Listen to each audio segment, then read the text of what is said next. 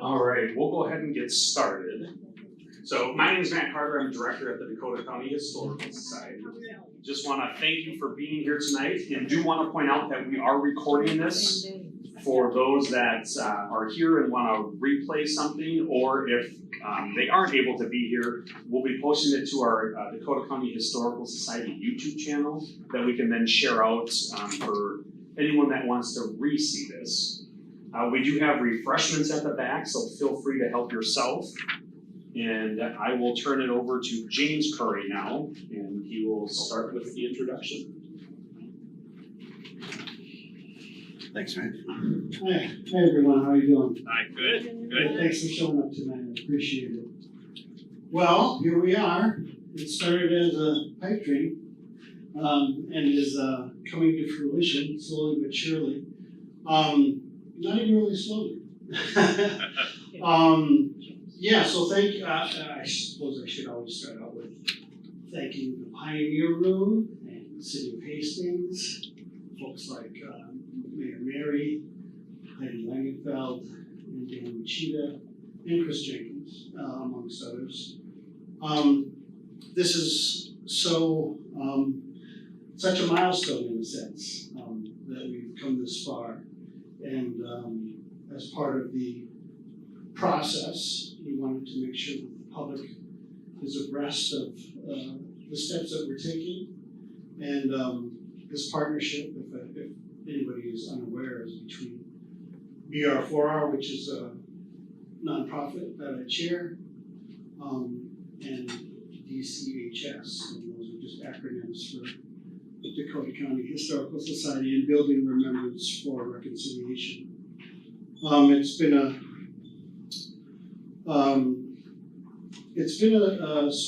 journey. It's been a process, and it hasn't been all that fraught with as many challenges that I thought we'd encounter. So I'm really thankful for the buy-in that, for lack of a better word, that the community has given us with some of our events that have sort of transpired with the early version of BR4R, which was called Building Bridges, and the members that we've had all along, some of the events that we've shared with the community that have, let's see, we've done things like River Town Days and churches, the Methodist.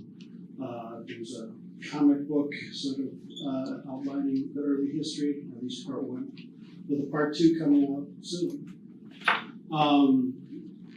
And just a lot of good fellowship that I've experienced as a descendant of great-grandpa and great-grandmother who were residents of this town.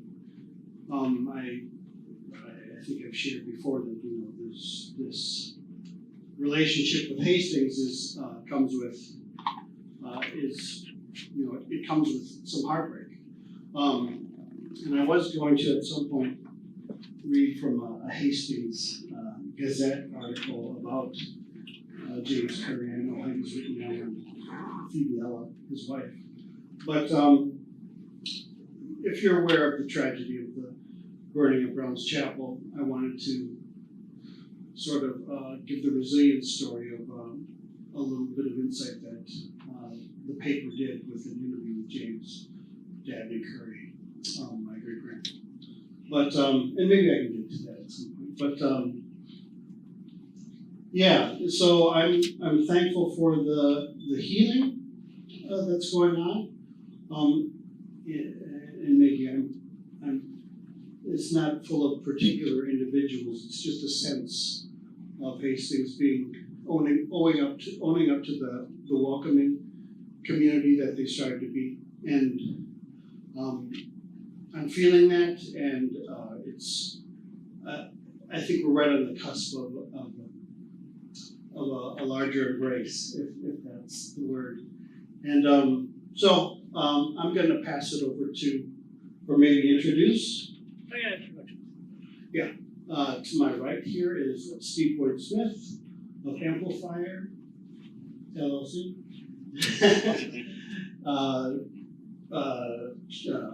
director of the design team, and he can expand on his own bio.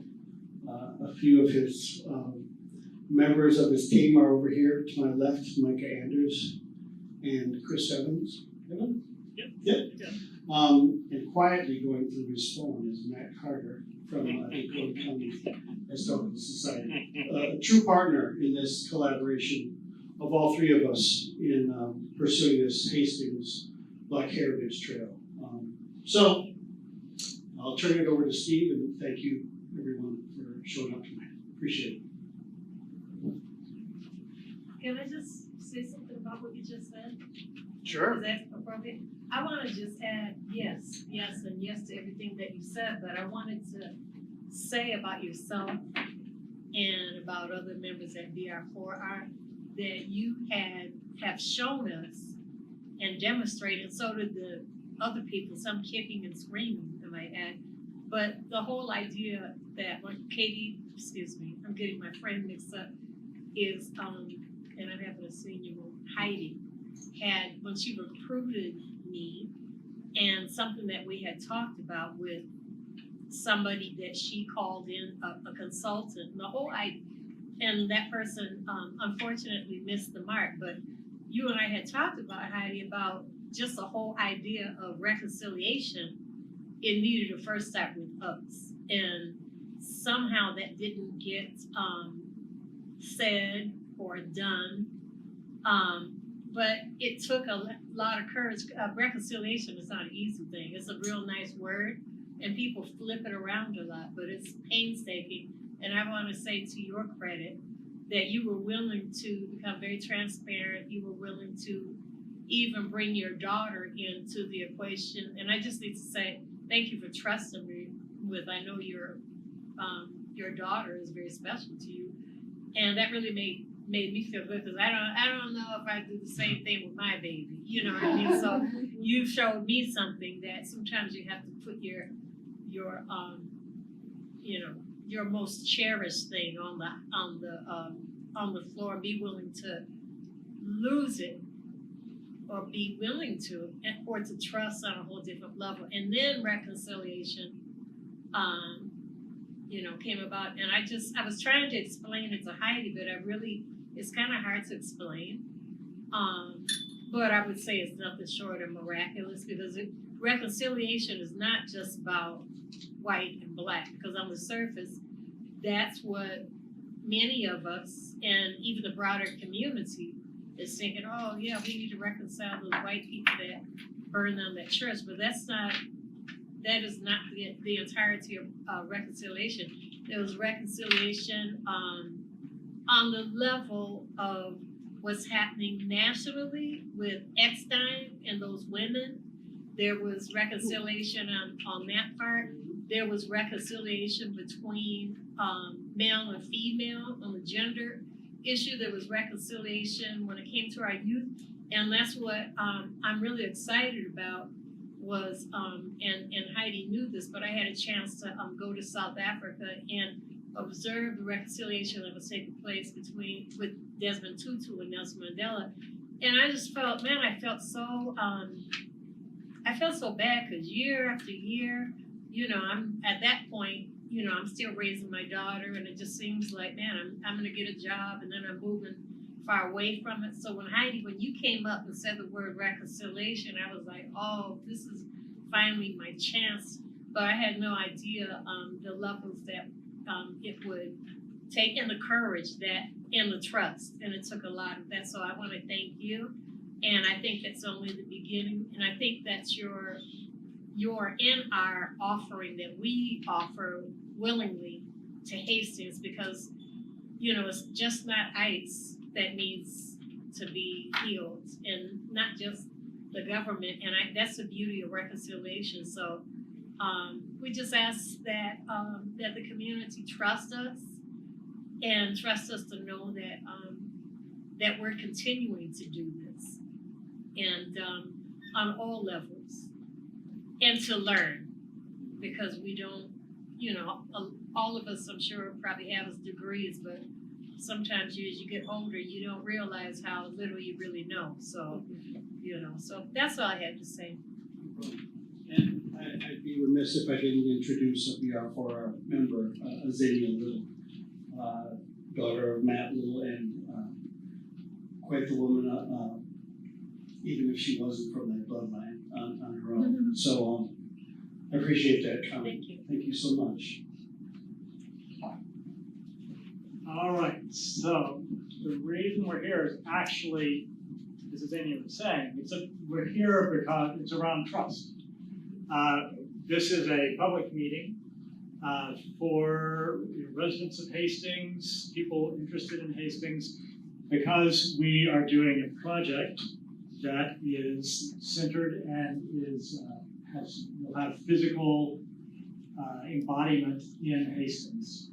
So we want to update you on where we are, and we will, that's the purpose of this, and then that is meant to open discussion, conversation. So we will do a presentation, and then we will open the floor and have discussion, and then as Matt pointed out, this whole thing is being videotaped so that it can be posted and more people can see and engage with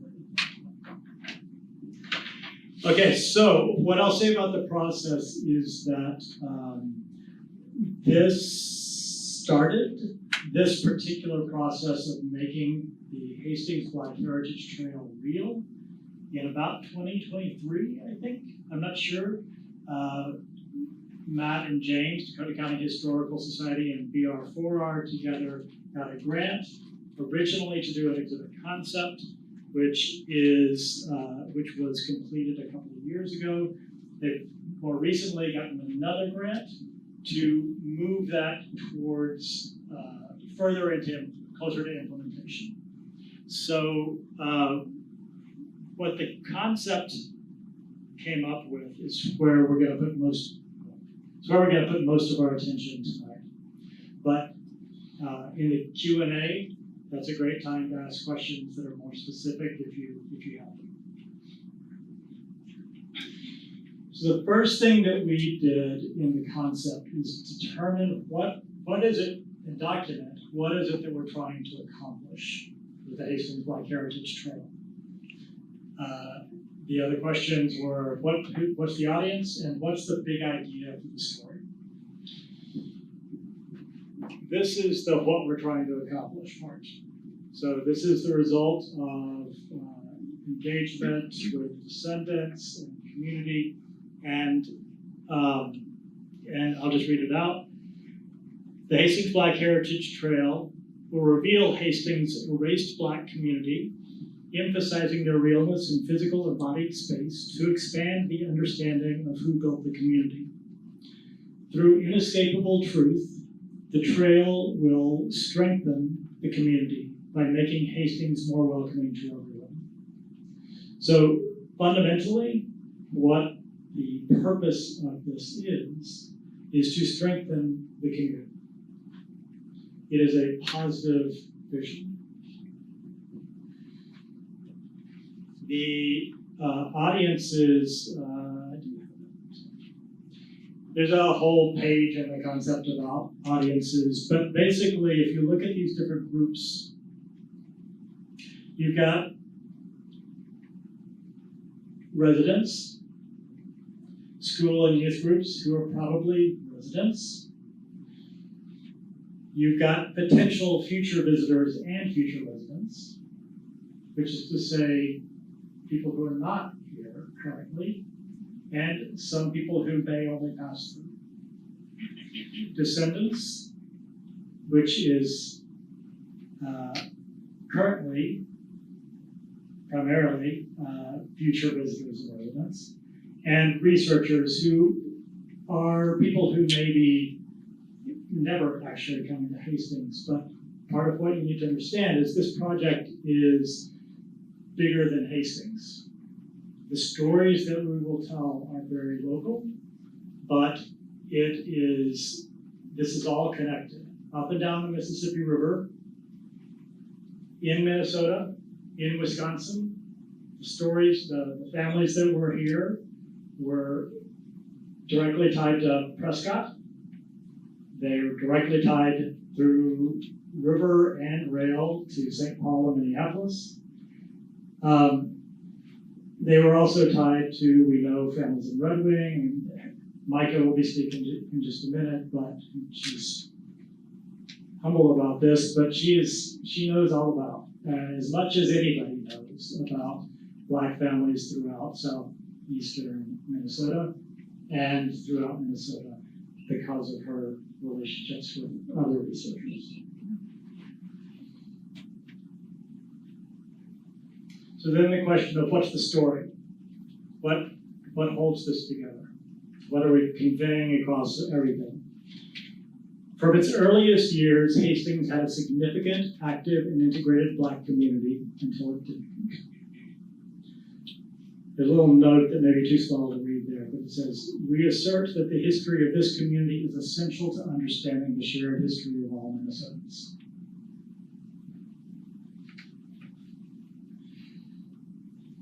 The big idea, oh, it's not there. Okay, the impact statement and the big idea are also on the wall. Underneath the big idea are some themes that will weave throughout the story. Founders, significant, roots, patterns, obstacles, empowered, generations, and erased. Like I said, the next stage of the process, which we're in right now, will start to think about the specific stories that big idea and those themes represent in specific places. I want to read something from the concept around the idea of why any of this matters, why this is important. Even before there was a Hastings, there were Black entrepreneurs, leaders, and families living, building, and contributing here. Even before there was a Hastings. That's a statement of fact.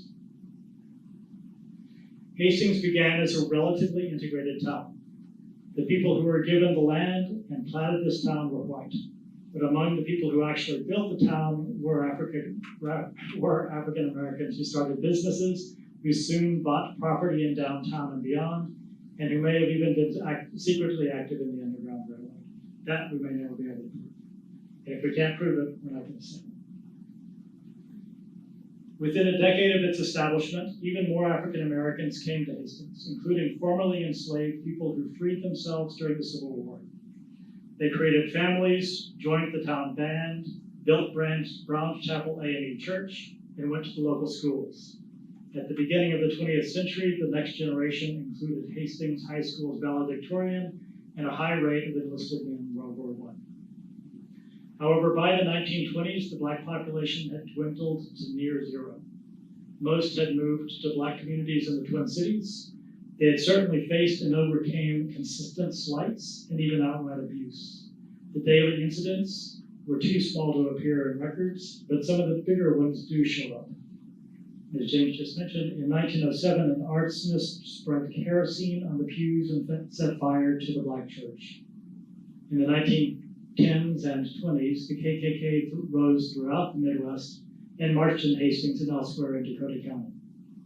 But the younger Black generation also seems to have moved, like lots of graduates continues to create more opportunities.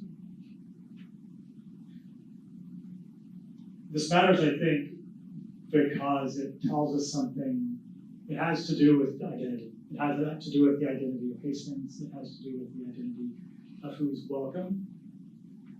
And as James said very well, and as the impact statement says, Hastings wants to make Hastings welcoming to everyone. Visitors, residents, future residents. All right. So that's the background for the project. That all came up in the concept, and it continues to drive everything moving forward. Now I'm going to have our historian talk about what we know and how we know. Thank you. So, all right, let's drive here. So for this project and for all of the work I do, it's very important that everything is rooted in facts, right? We want to make sure we can prove as many things as we can. We want to find all the primary sources we can. We want to start with talking to families. We want to start with talking to descendants, and we also want to back that up with information that we can prove. So really, as we go through this process, right, we know because we have photographs, we know because we have newspaper articles that we have families here in Hastings thriving, living, part of community. But we also know from our primary source documents, right? So this is an early census, I believe. Yes, looks like a census. And so using these primary source documents and doing page by page research that started before us, so Heidi and another person named Jillian did a lot of that page by page census research, we were able to really start to figure out who lived here, when did they live here, where did they live? And that's been really important as we build on the trail concept that BR4 started before we all got onto the team, to make sure we're identifying every single person we possibly can who identified or was at some point an African American. I say that because in a lot of the state, there's a lot of white passing. There's not as much in Hastings that I noticed, but as Steve was saying, I do this work statewide, and a lot of the stories here in Hastings are very, very similar. The timeline is also very similar to stories across the entire state. So that's when I get used to saying things like, we're African American, but here I haven't seen as much white passing, so that's an aside. In addition to primary sources like census records, tax rolls, deeds, things like that, the newspaper has been so important. And this is some of the work that I know Heidi had started so long ago and came across some of the work that was even started before you, right? Was gathering these newspapers and really trying to find these stories. I do want to say one caveat that since the newspapers aren't all digitized in this part of the state, we still don't know what we're missing from the newspapers. And it's entirely possible that we are still missing really, really important stories like some of these from the newspapers. And so I just want to put that out there, that as we do this work, even though I stated one of our goals is to really make sure we find everybody, we know we have not.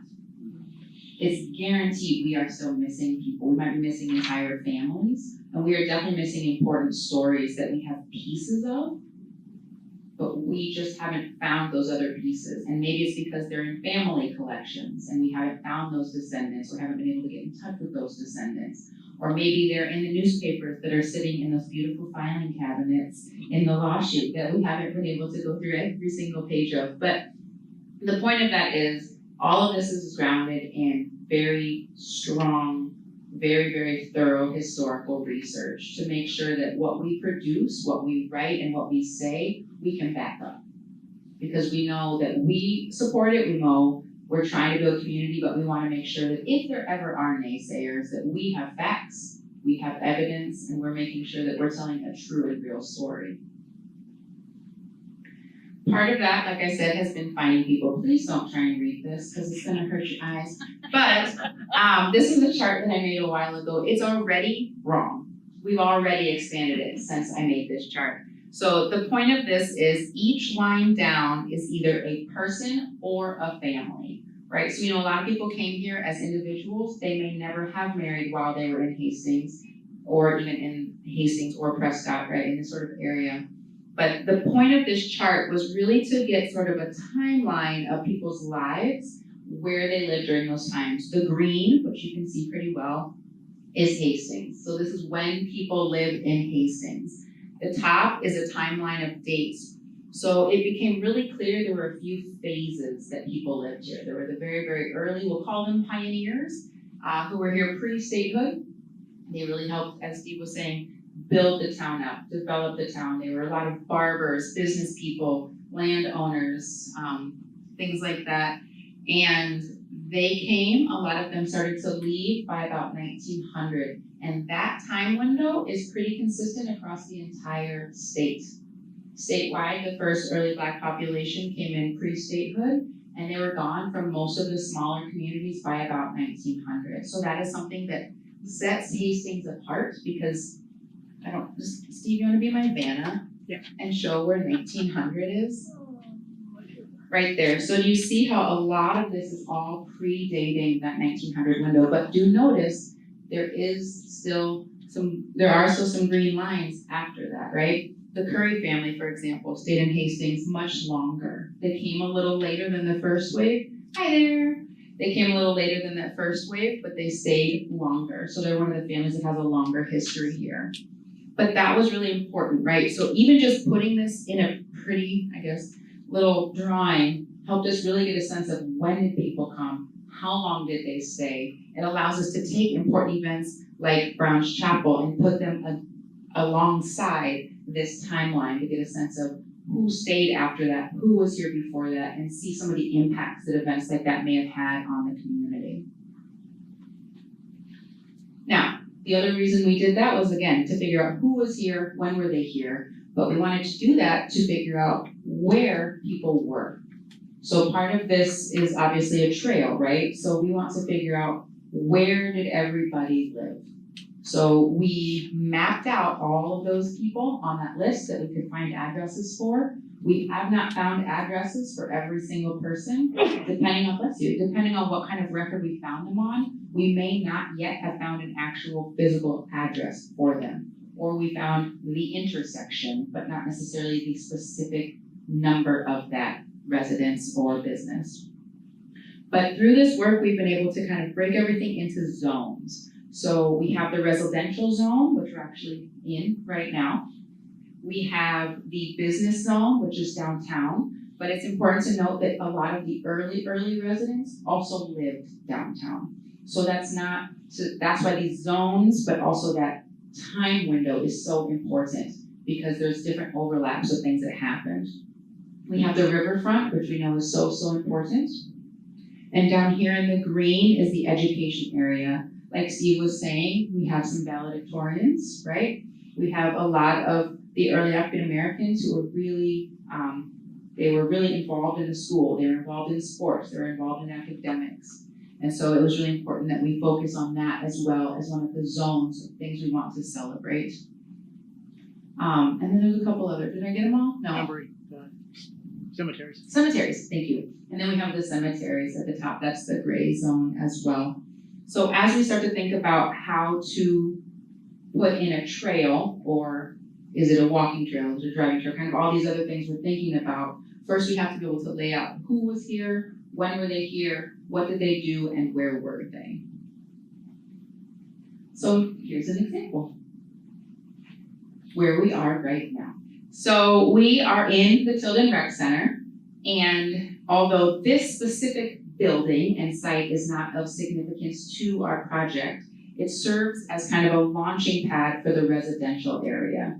So if we all were to go like this and look through this wall, that's what we would see.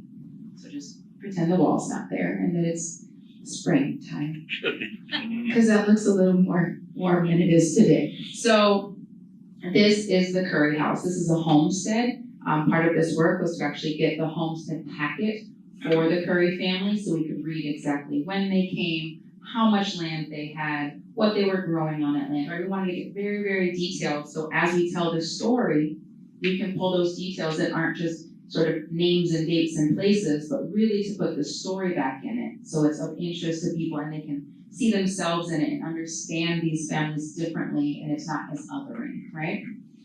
So here is another picture. This is the Currys. We believe this is them sitting in front of the house.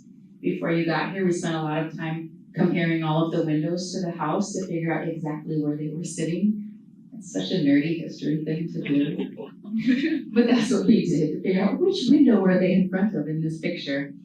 Right, so we think about, as we turn this into a trail project, we don't want it to just be text. We want to include pictures. We want to make sure that the people in these stories are present and part of that.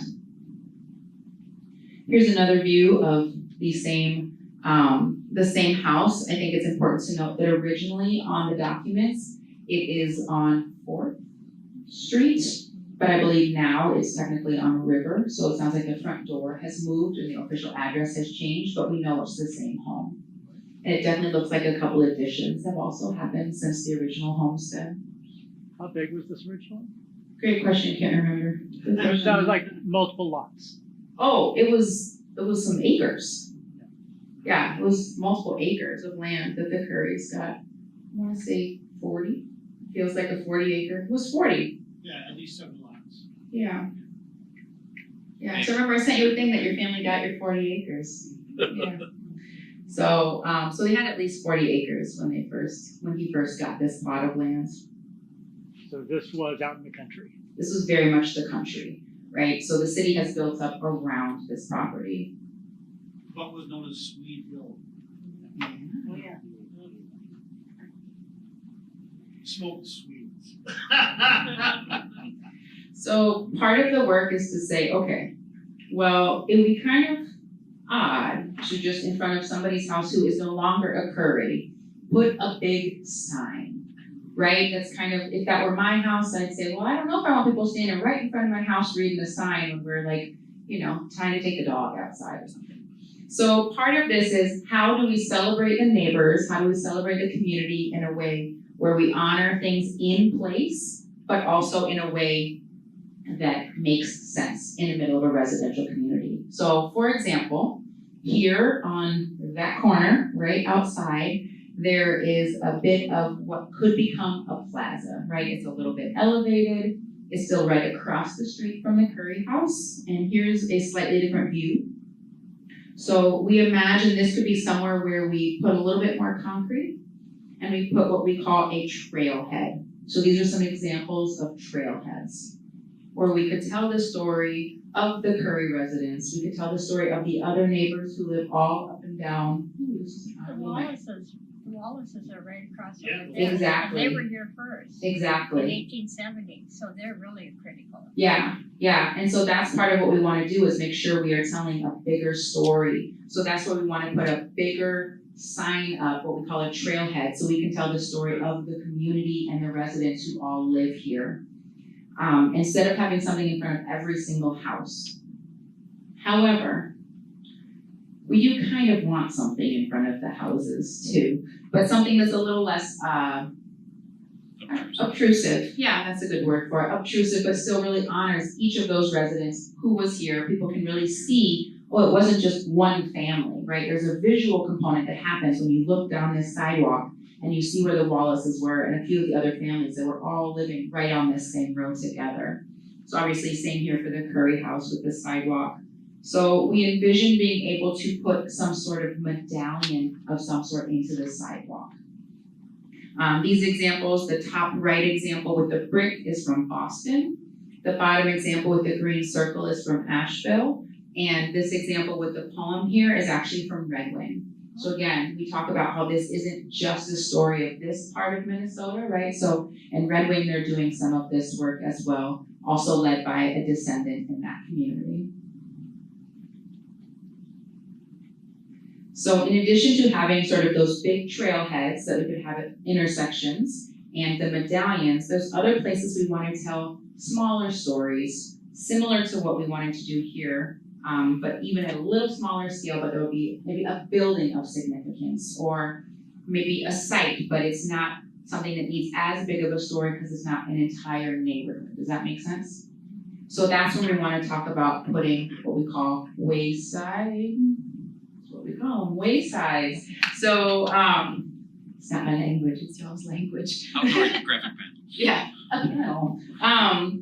Putting a wayside so we can tell some of the other stories. So the hope is that as people are walking around, right, as Steve was saying, residents, visitors, all the different people we're trying to have, people can happen upon some of these. So the thought is that although some people will come intentionally take the tours, right, like school groups and things like that, there's something really beautiful that happens for the residents when you can happen upon history as well.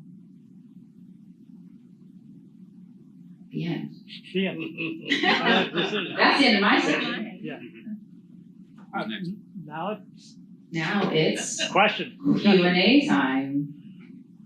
At the height, how many do you figure African Americans lived in the Hastings community, the height of the numbers. Heidi, do you have a quick answer to that?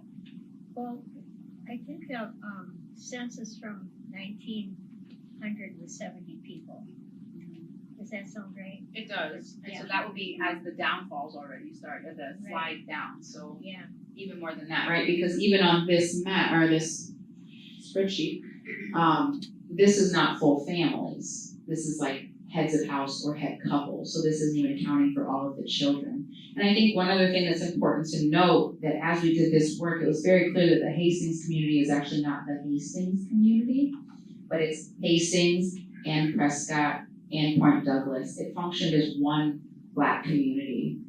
And so even as we're doing this work, we're focusing on Hastings, but that's part of even talking about the river as the way folks got back and forth to the other communities, or they came here to worship at Brown's Chapel.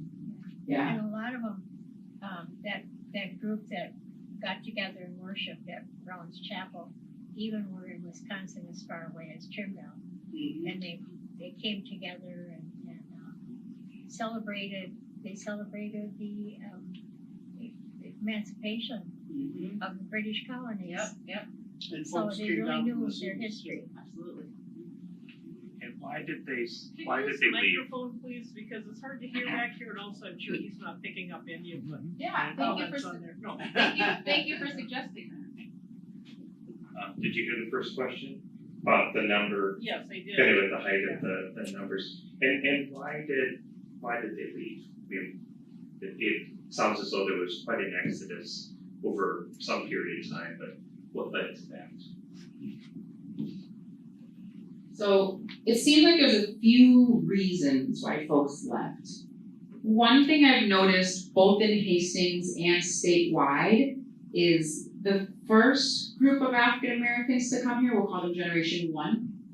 When they came, they were often coming from situations or a time when treatment, it was expected they were treated differently, right? But this was still better treatment, maybe, than they had in wherever they came from. However, once their kids, Generation 2, are in school, alongside white kids, they're growing up together, there's more of an expectation of equal treatment. And to Steve's point earlier about little microaggressions and sort of these little things that might not always make it in the newspaper besides the church burning, there's something that happens there, right? There's this, why am I being treated differently than John and Susie and Sally, my classmates?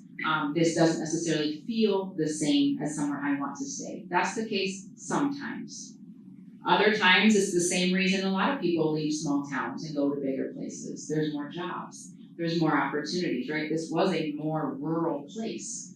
So depending on what you wanted to do, what kind of degree you wanted to get, you wanted to go to college or something like that, you had to leave this community to go somewhere else. So it's kind of a blend. Yeah.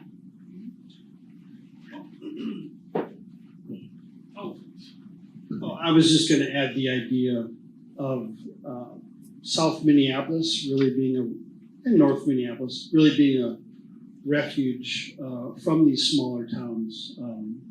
Jimmy Jam, Harris's dad and their community from Fergus Falls moved to North Minneapolis, and so there was a gravitation or a pull because of jobs and opportunities to the cities. So that combined with microaggressions or overt terrorism, many layers, that whole exodus.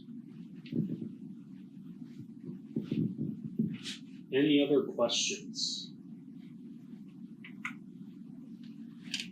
I have a question about the signboards that you want to put up. They look really nice, but the ones that are already down along the river, which I think are the National Park Service, not City of Hastings, but they are peeling and faded, and after a few years now, they look really bad. So I'm hoping that this is going to include money for future upkeep of those platforms, so they don't get put up, and then 5 years later they're looking terrible, and then they never get fixed. I don't like to see something come in and then not be maintained.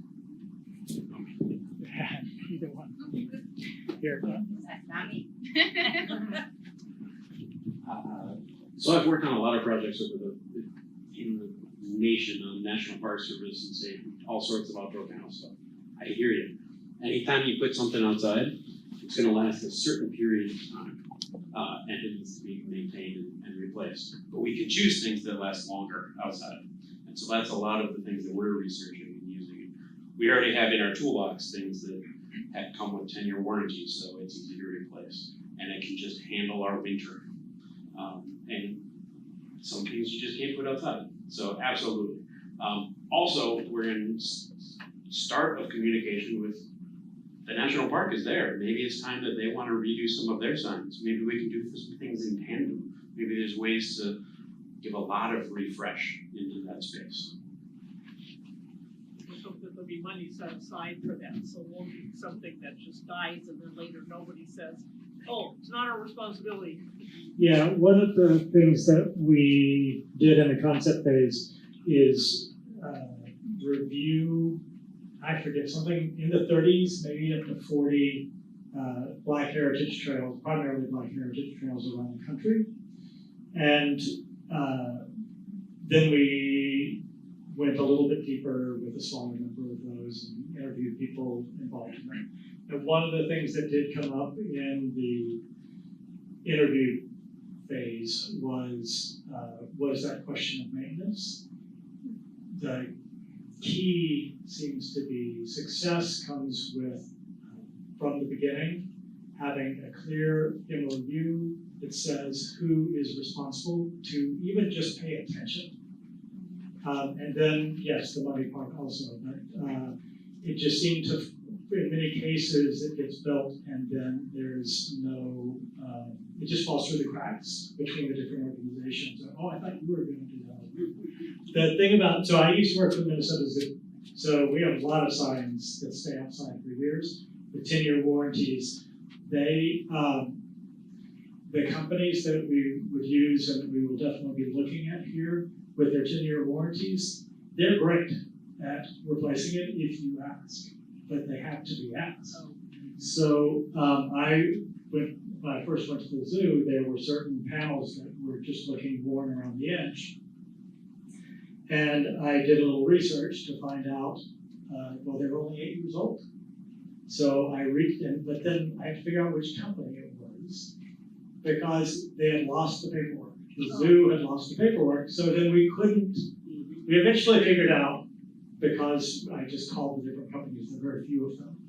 So we eventually figured out which one it was, but then they needed the digital files. Those were lost too, so it was, that's just again, a paperwork thing and staying on top of it. But, and the other thing, this may have changed, but at least back when I was doing this in let's say 2010, I had some instances where they would restart the 10-year warranty when they replaced the panel. Oh, yeah. So then you just keep up with it every 8 years. You just ask for a replacement. I want to riff real quick. The other advantage that we have here, so we'll keep the file. So in 10, 15 years, you can call us. But you also have BR4R and Dakota County Historical Society. We're going to have the closeout package and the files, and they're just down the street. So you're going to have the things. It's going to be easier to replace because of the team that's here. I don't want to monopolize here, but I will until somebody interrupts me or has another question. But in terms of the signage, was the thought to place the signs with the intent of recognizing a particular area that's of importance, or is it mostly the signs would just tell the story as you go through it? I'm thinking of Harmony, Minnesota. I don't know if you've been down to Harmony, but they have signs all through the town they're at least 10 years old, maybe longer, and they're in great condition, whatever they've used with photos. And you look, the sign shows you what the town looked like across from wherever the sign is back in the day. So you get a sense of the history, but the signs are purposely put with that view. So, but whatever company they've used, I mean, the signs are still angry. And at the city hall there, they have placards that have all of the signs on it. I mean, they're showing all of them so that you could see those, and then as you go through the town, you can see the So anyway, get back to my question. What is your thought about how the signs would be placed in terms of the story?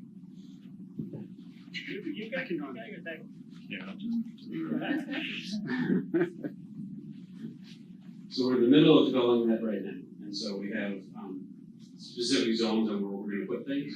Now, we haven't picked exactly, dig the hole here and it's looking this way, but we're headed that way, and we've done enough of these. I've probably done 6,000 panels over the country, like I've done this before.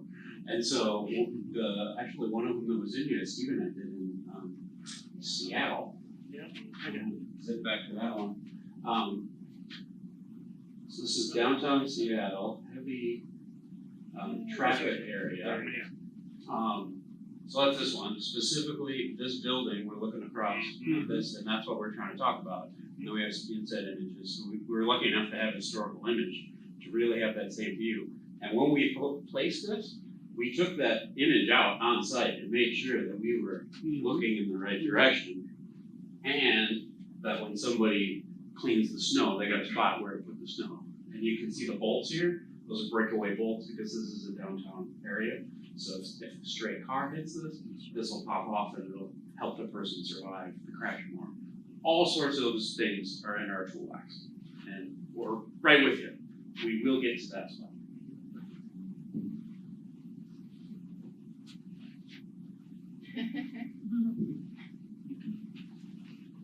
All right, well, if there's no other questions, Timeline, when is this gonna start? so the question was the timeline. So this project, I can find that, I should have found it. so this phase of the project, I believe will be complete around June of this year. And then it really comes down to funding. So at the end of this phase, we will be ready to basically move into the final design and then fabrication and installation. And so it'll come down to the funding side of it. And both of the grants that we've had have been partnership grants through the Minnesota Historical Society's Legacy Amendment. And so we've been able to partner with BR4R and DCHS to get the concept plan that Steve mentioned earlier, as well as this current phase. And from there, we have the ability and potential opportunities to utilize legacy funds again to continue moving forward, but also looking to see what other options are out there. Because this will be a large expenditure, we'll most likely have to have it be grant funded. And so in an ideal world, this project will end in June. We should be able to reapply to legacy funding in the next cycle for 2027. And at the end of this phase, currently in June when this one ends, we should have all the information we need to know what is next in the costs and what will be the following phase. So really, we should be able to have that number in mind to know, can we do all of it through legacy, or will it have to be divided out into a couple more phases? But our goal is to have potentially through 2027 the final kind of design and then the fabrication and installation, which unless I'm mistaken, we should be able to hopefully, if we get funding, get that completed at that point. And will you let them know that we're kind of at phase 2.5 in a sense, and that you're talking about phase 3, and the likelihood of legacy funding is great because of the completion of 1 and 2? Yeah, so as James just mentioned, with the fact that we've had legacy funding for the first 2 rounds, we're able to continue moving forward with that as a continuation. It doesn't guarantee funding, but they're familiar with our project. They've seen it from essentially literally the beginning through to where we have design files that they can actually review and see how it went from an idea to a physical copy that they can look at and review. In this document that Steve just shared, they've already seen it, and I don't even know if I mentioned it, but they did approve that. So as part of our project, we have to submit what they call milestones and reports to the grant agency, which in this case is Minnesota Historical Society. So everything we just talked about here, they've looked at, said, hey, this looks good. They approved that report. And then we have another meeting that we'll have to schedule with them in a month or two. And then from there, it'll be about a month left before the project is complete, at least this current phase. And then this is we are here. So that is what we're talking about right now is this 40% design. And then the interpretation design at 75%, that's basically when we will go back again and meet with Minnesota Historical Society as we get in between the interpretive design between 75 and 100% and have that follow-up meeting with them, which then leads to the first draft of text for these sites. I don't know if you want to add anything or. Nope, good. Can you read that? I mean, I know you can't read the small stuff, but yeah, so. Use the mic. You can leave it up to people. Yeah, we'll just leave this up. So what I was gonna say is just, this is where we are now. This is the current scope of work. There's a break here, as Matt was saying, for funding, and then this represents the next piece. This is pretty straightforward. Once this is completed, because by the end of this thing, this next review round, we will have specific locations that we are proposing. Not just right now. We're thinking in terms of in front of this house, but by the end of this, which is I don't remember, but 2 months less, month and a half, we will be saying right here, facing that direction. In order to then get another round of review, it's not that, this is when that's decided. It's not really decided until it's in the ground. This is when it's decided, but that's a point of review where we will be saying we propose right here. In answer to your question. I was just gonna say, we have reached out, besides to the public, specifically to administrators and the mayor and Park and Rec. So there are conversations and Zoom meetings that we're also not including, but are sort of a given as part of the collaboration between the city and us. In fact, we were going to piggyback. We're always trying to think of where and when we can piggyback because of financial advantages when any kind of building is going on already. And I just wanted to say that I think that this ultimately leads to commerce and tourism, and so I'm thinking y'all should get some good restaurants, take care of your sidewalks. You're gonna have bike traffic, maybe a trolley or a van coming through. It's exciting in a way to think that this river city could become a destination city in a sense, not more than in a sense. And when it comes to descendants, these are large families with many in-laws. I'm speaking of the Black community exodus.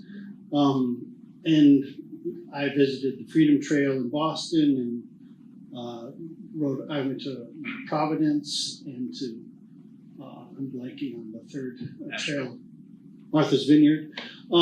So it's really kind of a special thing for, if you've heard of the Green Book, in a sense, the Black community, if I can speak for them, seeks out these kind of cultural touchstones in different cities and brings the bigger family with. So it's more than just researchers, school trips, and residents and descendants, because that descendants layer is really nationwide.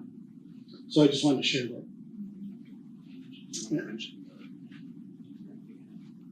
Yeah, would you mind? Would you mind? Yeah, so a couple years ago, we hosted an event which is shown up here. It was, I don't remember what what the title was, but basically everyone in this picture was a descendant of a family from Hastings. And it was a gathering that we held at the Washington Museum in South St. Paul. And so as James mentioned, you know, the families and the number and how the descendants kind of have expanded and as they got married, had children and things like that. This is just a portion of some of those descendants that we were able to bring together. And I think, you know, from Chicago and other areas around the metro here, but also, you know, kind of around the region in the Midwest came together as part of this. And this is an opportunity that we can repeat as this trail is completed and other projects that are ongoing, to bring the descendants back to the community and kind of do, as James said, you know, a trolley tour, stuff like that, to showcase this history and kind of bring the family together at the same time as the rest of the community. Any other questions? If not, we thank you for attending. We will be sticking around and having an opportunity, so if you do want to see anything, and feel free to grab some of that food on your way out as well. So, thank you.